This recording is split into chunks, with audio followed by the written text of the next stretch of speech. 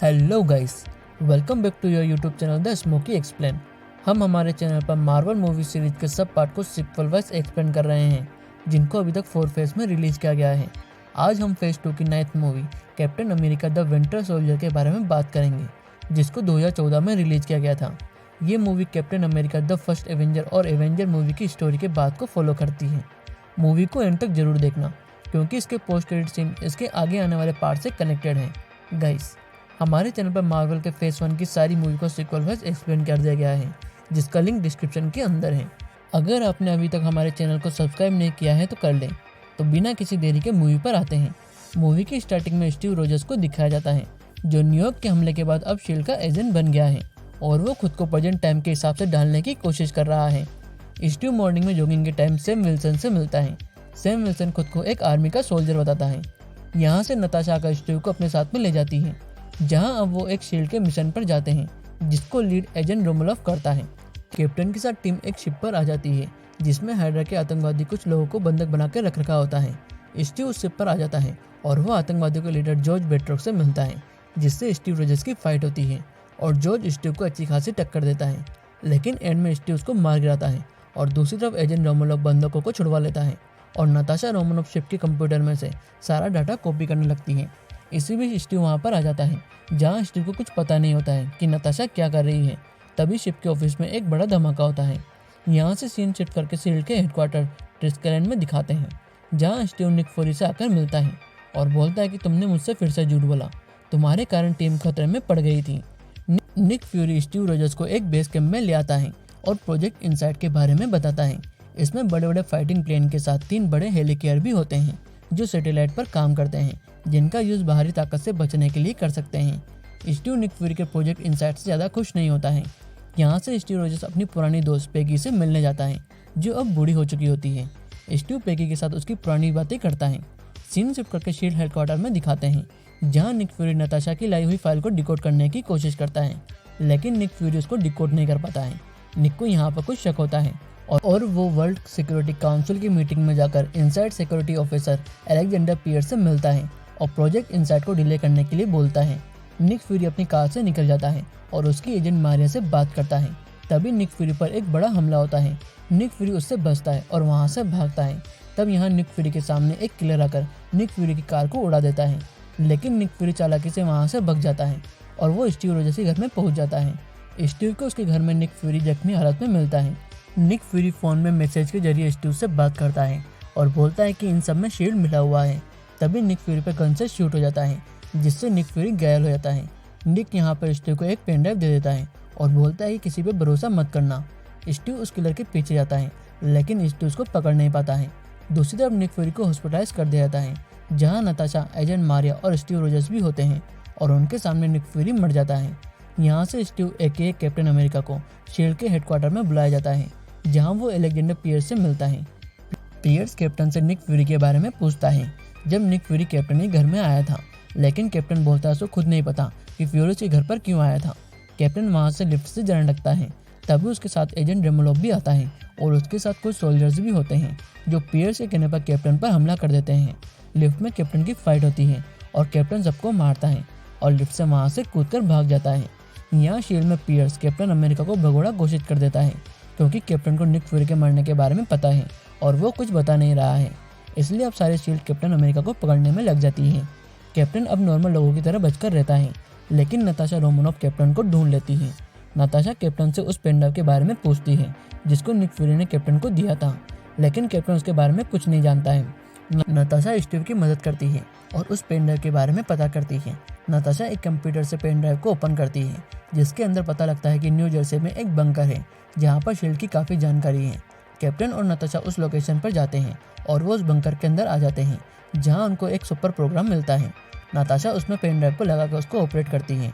तभी कंप्यूटर में एक प्रोग्राम चालू हो जाता है, जिसमें से अर्निम जोला की आवाज़ आती है, जो रेड स्कल का साइंटिस्ट हुआ करता था, जिसको कैप्टन अमेरिका फर्स्ट एवेंजर में दिखाया गया था। अर्निम जोला बताता है कि वर्ल्ड वॉर 2 के टाइम जब रेड स्कल गायब हो गया और शील्ड को बनाया गया, तब शील्ड में कुछ एजेंट हाइड्रा के भी थे, जो इंटरनली हाइड्रा के लिए काम करते थे, और उनमें से कुछ अभी भी हैं जो हाइड्रा के मकसद को पूरा कर रहे हैं। और जब जोला मरा तो हाइड्रा वालों ने डॉक्टर जोला के दिमाग को एआई टेक्नोलॉजी से एक कंप्यूटर में डाल दिया जोला बताता है कि अब हाइड्रा के काम करने का तरीका बदल गया है। अब वो जो हाइड्रा के काम के बीच में आते हैं उनको ही खत्म कर देते हैं। अब हाइड्रा का नया लीडर अलेक्जेंडर पियर्स है। कैप्टन जोला से पेन ड्राइव के बारे में पूछता है, लेकिन जोला कुछ नहीं बताता है। इसी बीच जोला शील्ड के सैटेलाइट से कैप्टन और नताशा पर मिसाइल फायर करवा देता है, जिससे पूरा बंकर उड़ जाता है। लेकिन कैप्टन और नताशा एक टनल में छुपकर बच जाते हैं। यहाँ से सीन शिफ्ट करके अलेक्जेंडर पियर्स को दिखाया जाता है, जो वहाँ उसी किलर के साथ अपने प्लान के बारे में बात करता है। लेकिन वहाँ शील्ड की एक एजेंट आ जाती है और उस किलर को देख लेती है, जहाँ पियर्स अब उसको भी मार देता है। यहाँ पता लगता है कि उस किलर को भी अलेक्जेंडर पियर्स ही कमांड दे रहा है। अब नताशा और कैप्टन शील्ड से बचने के लिए सैम विल्सन के घर पर आ जाते हैं, जहाँ कैप्टन पियर्स को हाइड्रा का लीडर बताता है और सैम कैप्टन की मदद करने के लिए बोलता है और वो शील्ड के एक एजेंट को पकड़ते हैं, जिसका नाम जेस्पर सिल्टफेल्ड रहता है। नताशा और कैप्टन जेस्पर से जोला के प्रोग्राम के बारे में पूछते हैं, लेकिन जेस्पर कुछ नहीं बताता है। जहां नताशा अब जेस्पर को बिल्डिंग से नीचे गिरा देती है, लेकिन तभी सैम जेस्पर को ऊपर ले आता है और यहाँ पर पता चलता है कि सैम फाल्कन है। यहाँ जेस्पर जोला के सारे प्लान को बता देता है, जिसमें जोला ने शील्ड के कंप्यूटर में अपना प्रोग्राम डाल दिया है और अब वो कुछ भी कर सकता है, जहाँ वो अपने दुश्मनों को शील्ड की फाइल से देखकर खत्म कर सकता है। यहाँ तक कि प्रोजेक्ट इनसाइड के बारे में भी हाइड्रा को पता है। यहाँ से कैप्टन नताशा जेस्पर को एक कार में लेकर जा रहे होते हैं, जहाँ पर वही किलर आकर जेस्पर को मार देता है। यहाँ से कैप्टन नताशा और सैम को बचाता है और कैप्टन उस किलर के साथ फाइट करता है, जिसमें उस किलर का मास्क हट जाता है, जो और कोई नहीं कैप्टन का दोस्त बकी बार्न्स रहता है, जिसकी एक मिशन के टाइम पर मौत हो गई थी। यहाँ कैप्टन उसको नाम से बुलाता है, लेकिन वो कुछ नहीं समझ पाता है और कैप्टन पर हमला कर देता है। यहाँ से सैम आकर कैप्टन को बचा लेता है और बकी बार्न्स वहाँ से भाग जाता है। यहाँ बकी बार्न्स को विंटर सोल्जर बुलाते हैं, जो हाइड्रा के लिए काम करता है। इसी बीच वहाँ शील्ड आर्मी आ जाती है और कैप्टन के साथ नताशा और सैम को भी अरेस्ट कर लेती है। यहाँ से गाड़ी में ले जाते टाइम मारिया कैप्टन और नताशा को वहाँ से निकाल लेती है और एक अड्डे पर ले आती है, जहाँ पर निक फ्यूरी जिंदा रहता है। यहाँ मारिया बताती है कि निक फ्यूरी को बचाने का यही एक तरीका था। निक फ्यूरी कैप्टन को बताता है कि हाइड्रा ने शील्ड पर कंट्रोल कर लिया है, इसलिए वो किसी पर भरोसा नहीं कर सकता है। हाइड्रा ने तीनों हेलिकॉप्टर पर भी कंट्रोल कर लिया है, जिसकी मदद से वो दुनिया पर हाइड्रा का राज करना चाहते हैं और शील्ड के सब छुपे हुए एजेंट को मारना चाहते हैं। हमें उनको रोकने के लिए शील्ड पर वापस कंट्रोल करना होगा। यहीं से सीन में विंटर सोल्जर को दिखाया जाता है, जहां पर पता लगता है कि जब बकी और कैप्टन मिशन पर थे, तब बकी ट्रेन से गिर गया था और वहां पर बकी को हाइड्रा ने अपने कब्जे में लेकर उसका ब्रेन वॉश कर दिया है, जिससे वो सब कुछ भूल गया है और अब वो हाइड्रा का एक मेन वेपन है, जिससे हाइड्रा अपने दुश्मनों को मरवाता है। यहाँ से अब कैप्टन के साथ सैम और मारिया हाइड्रा के इस प्लेन को रोकने के लिए निकल जाते हैं। दूसरी तरफ Alexander Pierce world security council के साथ मिलकर तीनों हेलिकॉप्टर को लॉन्च करने के लिए बोलता है, लेकिन तभी कैप्टन अमेरिका वहां के स्पीकर से सभी शील्ड एजेंट को बताता है कि शील्ड पर अब हाइड्रा का कब्जा हो गया है और वो इन हेलिकॉप्टर की मदद से दुनिया पर कब्जा करना चाहता है। हमें मिलकर उसको रोकना होगा। हमें नहीं पता है कि कौन हाइड्रा से मिला है। इन सबका लीडर अलेक्जेंडर पियर्स है। यहाँ एजेंट रोमोलोफ हेलिकॉप्टर को लॉन्च करने के लिए बोलता है, लेकिन दूसरे एजेंट उसकी बात को नहीं मानते हैं और यहाँ एजेंट रोमोलोफ हेलिकॉप्टर को लॉन्च कर देता है।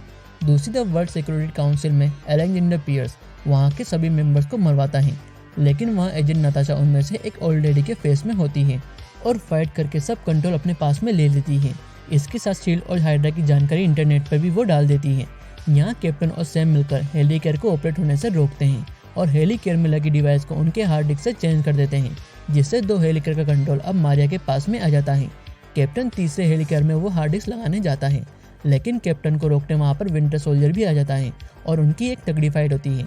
इसी बीच हाइड्रा वाले उस हेलिकॉप्टर के सारे शील्ड एजेंट को लोकेशन को ट्रैक कर लेते हैं और उनके ऊपर एक साथ निशान लगाते हैं, लेकिन कैप्टन वो आखिरी हार्ड डिस्क भी लगा देता है, जिससे हाइड्रा कंट्रोल पूरी तरह से चला जाता है। शील्ड के ऑफिस में अब निक फ्यूरी भी आ जाता है और अलेक्जेंडर पियर्स से सारा कमांड को ले लेता है और अलेक्जेंडर पियर्स को मार देता है। यहाँ हमारे तीनों हेलिकॉप्टर के टारगेट किए हुए निशान दूसरे हेलिकॉप्टर पर लगा देती है, जिससे तीनों हेलिकॉप्टर तबाह होकर गिरने लगते हैं और शील्ड के हेडक्वार्टर्स को भी तबाह कर देते हैं।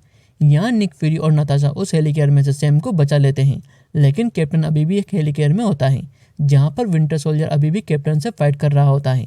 लेकिन कैप्टन बकी को अपना दोस्त मानता है और उस पर हमला नहीं करता है, लेकिन बकी पर हाइड्रा का माइंड कंट्रोल रहता है और वो कैप्टन को मारता है और हेलिकॉप्टर पानी में गिर जाता है, जिससे कैप्टन पानी में डूबने लगता है। सीन में आगे दिखाया जाता है कि पूरा शील्ड अब खत्म हो चुका है और बकी कैप्टन अमेरिका को पानी से बाहर निकाल कर ले आता है। कैप्टन को कुछ दिनों बाद हॉस्पिटल में दिखाया जाता है, जो अब ठीक हो जाता है और दूसरी तरफ पुलिस वाले हाइड्रा के सभी एजेंट को पकड़ लेते हैं। यहाँ नताशा प्रेस के सामने शील्ड के सारे राज को खोल देती हैं और निक फ्यूरी अपनी मौत के साथ गुमनामी में रहने का फैसला करता है और सभी हाइड्रा के एजेंट को पकड़ने निकल जाता है। यहाँ कैप्टन सैम के साथ मिलकर अपने दोस्त बकी बार्न्स को ढूंढता है और यहाँ पर मूवी का एंड होता है।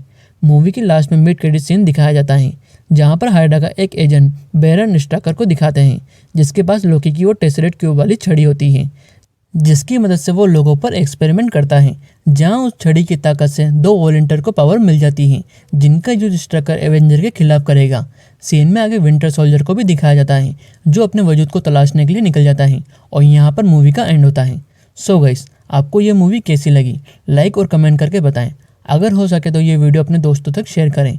चैनल पर जल्दी एमसीयू के आगे पार्ट को भी लाया जाएगा। तब तक के लिए चैनल से कनेक्ट रहें and don't forget to subscribe my channel. Thank you.